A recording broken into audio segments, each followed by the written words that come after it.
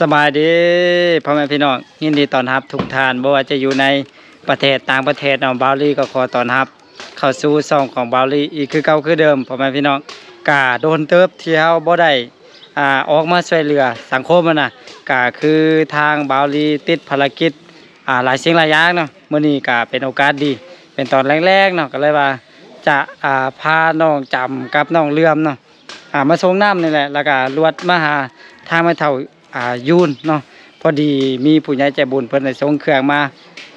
หลายมือเติบที่เฮาบ่ได้เข้ามาเนาะมื้อนี้ก็เลยว่าถือมานำเนาะพุ่นน้องเลื่อมกับจำอยู่ในรถพุ่นเป็นซัฟเฟอร์รถเนาะสบายดี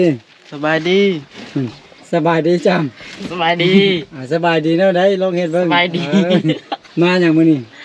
มาส่งน้ำมาส่งน้ำเนาะในอันท้ายรถเฮาก็มีน้ำอยู่นี่แหละเนาะแต่พอดีเฮามีเครื่องเนาะมาฝากมาต้อนกับแม่เฒ่าอยู่เนาะบ่ไปน้ำอะเรื่องย่อย่อมันไปเนาะพ่อแม่พี่น้องให้จำน้องเบิ่งรถนะโอเคนั่นเรื่องนี้ก็บักตัดเดี๋ยวเราอีกครับโอเคเขาย่างไปหาเพิ่นเลยเนาะพ่อแม่พี่น้องบ่ต้องหัวได้เรื่องอันนี้เป็นเส้นทางที่เขาไปได้แคบขนาดเครื่องเขาก็ถือมาเลยนะ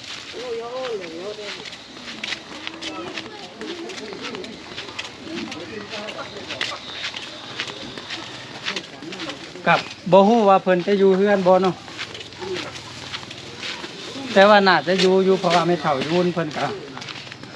เฒ่าแก่แล้วนะบ่ค่อยจะล้ำไปทางใดอันนี้เป็นเฮือนหวมเนาะเรียบเพิ่นมีงานมันหยังอยู่เทิง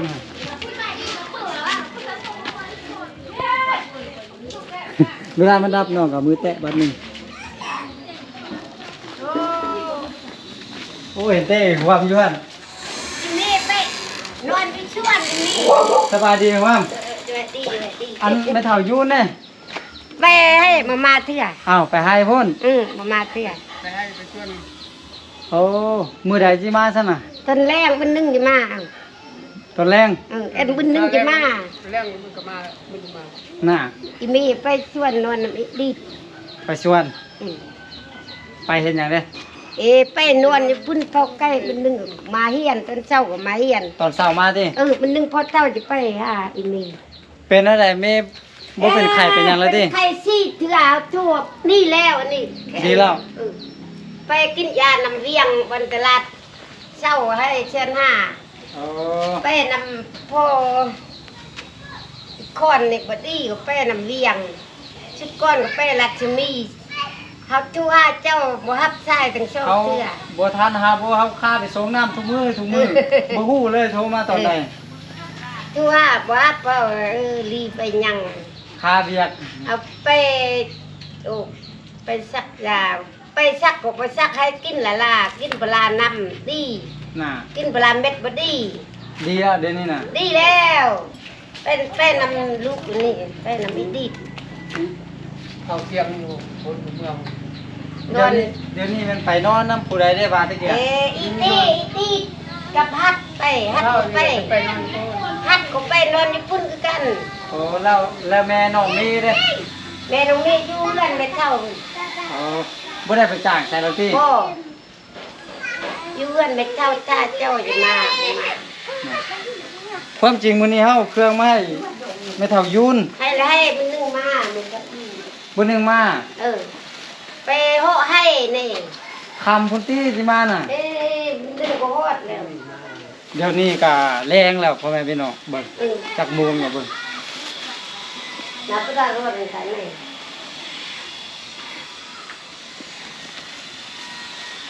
ตอนนี้นะไปโหให้18 โมงปลาย11เนาะ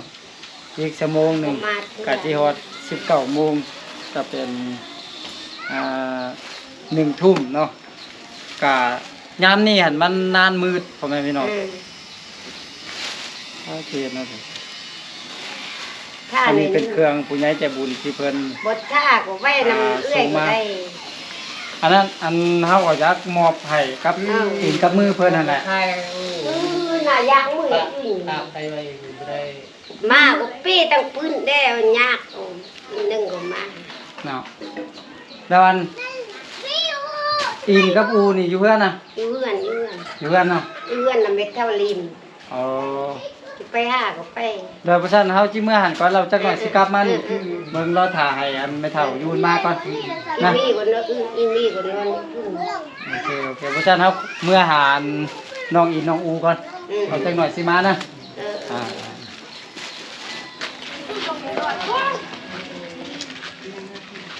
โอเคเนาะพ่อแม่พี่น้องตอนนี้ก็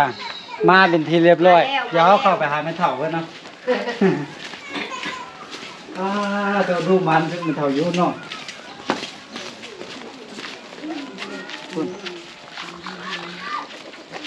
สบายดีแม่เฒ่าโดยนั่งอยู่นี่ก็ได้ไปมายังมาเด้ไปยังมา พูด ไปยังเรื่อง ไปเฮ้ย นั่งไปห่อให้เฮ็ดให้อยู่ใส่ไก่อ่ะ ไป บ่ไก่ดี มุกเรื่องยิงเห็ด อีดอยเทิงหั่นน้อยน้องถอยออกไปนั่นนี่แม่นให้แม่เฒ่านี่เฮ็ดกว้างเฮ็ดน้อยเฮ็ดลาย โอ้ย น้อยเฮ็ดพอกินเนาะ มาเปื่อดีไปปลาหน่วยเปื่อป้าหลับปอกหลอกพุดมือ บ่มีมันหยังกินข้าวมื้อละข้าว ลุย มื้อข้าวกินก็มื้อพ่อแม่พี่น้องโทษมื้อนี้เกือบเพิ่นเรื่อง เดี๋ยวอะไร ยับมาหมอหน่อยหนึงมาเบิ่งเกือบเพิ่นอนุญาตเด้อพ่อแม่พี่น้องเกือบเพิ่น24ในหน้าตอนนี้น่ะ จะไปซ่าโอ้ยบัดกะลาลักดาเลยบัดอ้วนปลาคุดตึง อันนี้มันกาสร้าง อันนี้มันกามะดาว แล้วก็เบิ้งไม่เท่าเบิ้งอันนี้สายคาดแล้วนี่สายคาดแล้วก็เอาอันนี้ใส่เอามันยังใส่นี่เอาฝ่ายเนาะตามมาเบิ้งโอ้มันดูไปให้มาความเปื่อนมอมแมมหมดเบิ้งมือนี่มือเพิ่นก็เปื่อนหมดไปให้ไปห่อให้มาห่อให้ก็คือเพิ่นทางจูดแล้วก็สวนที่บ่ไหม้เนาะแล้วก็ห่อมาใส่กันแล้วก็จูดเต็มเท่านึงแม่นบ่เรื่อง ไม่เลยโหจะมือ แม่เฒ่าเฮ็ดอยู่ดินไผเด้ ลิ้นอันอินมน ดินเขาเนาะเพิ่นบ่เอาเข้าน้ำที่เฮ็ดดินเฮ็ด เฮ็ด ดิน ละล่าของเฮาเฮ็ดละล่าของอินมนเฮ็ดเอางาน อ๋อป้าแม่เฒ่ายังเฮ็ดให้ได้อยู่เนาะ 3 ปีฮ็ด เก่งเนาะแม่เฒ่าเนาะ นั่นนี่อันน่ะมีผู้ใหญ่ใจบุญอยู่ทางประเทศไทยเพิ่นส่งเครื่องมาให้แม่เฒ่า แต่ว่าโดนแล้วล่ะแต่ว่าเฮาลูกบ่ทันเข้ามาแน่อันนี้เป็นผ้าเช็ดหน้าพ่อแม่พี่น้องงามๆเลยบาลีก็ยังบ่ได้ไข่จักบาทหรอกอันนี้ผ้าเช็ดหน้าเด้อเดี๋ยวเฮาออกมาให้เบิ่งแล้วเฮาสิใส่ถุงให้แม่เฒ่าคือเก่านะเฮามาเบิ่งก่อนว่ามีแม่นหยังแดงอันนี้มันเสื้อเนาะน่าจะเป็นเสื้อแม่เนาะ เสื้อนุ่งเย็นสบายอันนี้นะเป็นเสื้อผู้เฒ่า เย็นพอดี แม่เฒ่าหนึ่งเข่าแล้วหนึ่งเข่าแล้ว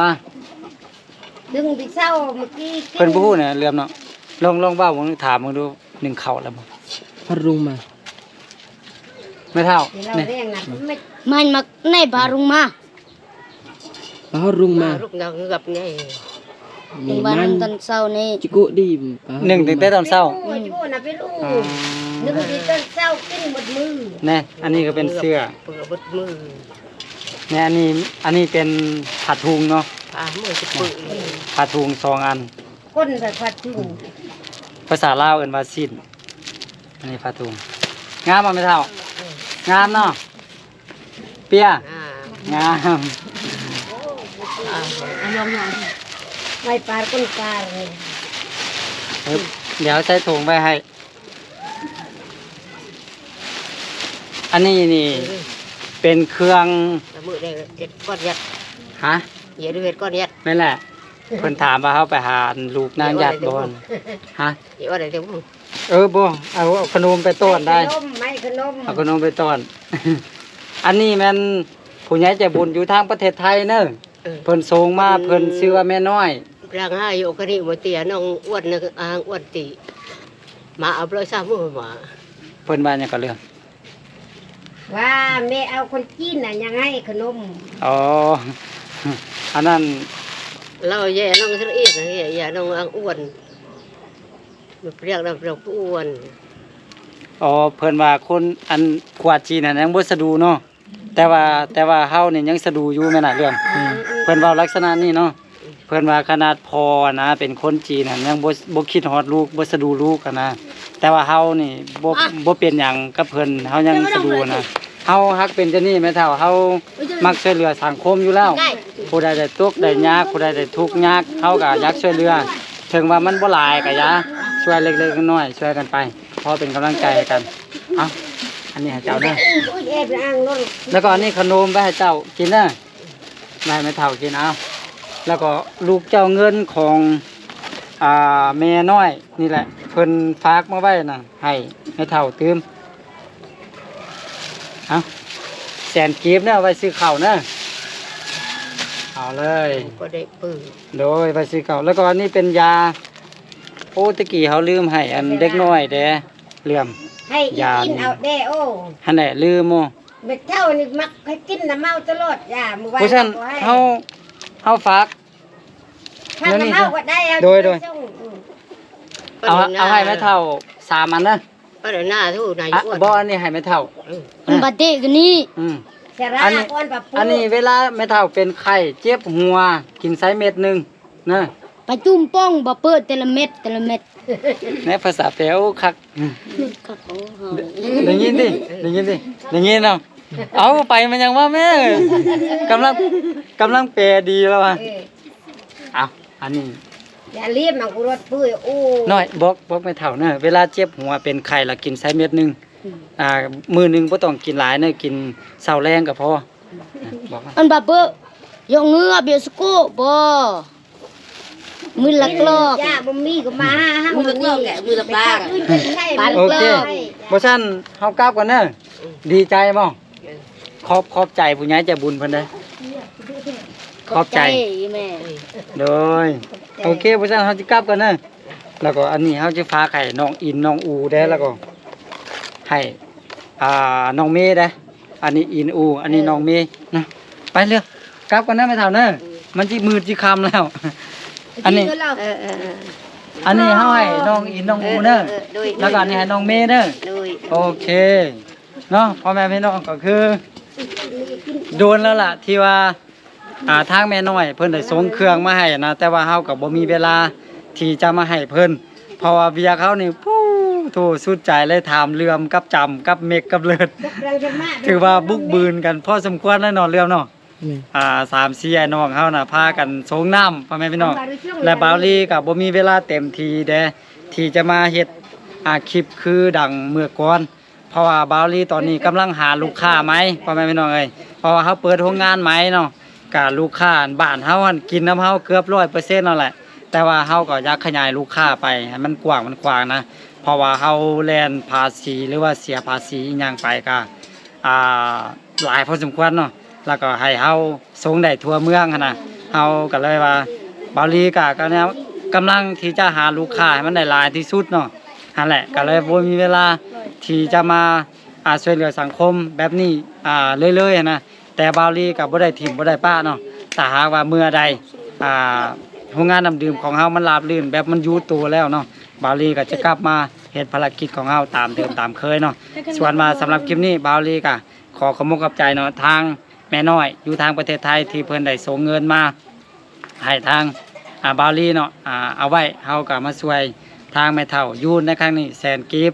แล้วก็เครื่องที่เพิ่นส่งมาเฮาก็มามอบให้ทางแม่เฒ่ายูนเป็นที่เรียบร้อยเนาะพร้อมกับยาเนาะเฮาให้แม่เฒ่ายูนนั่น3แตะ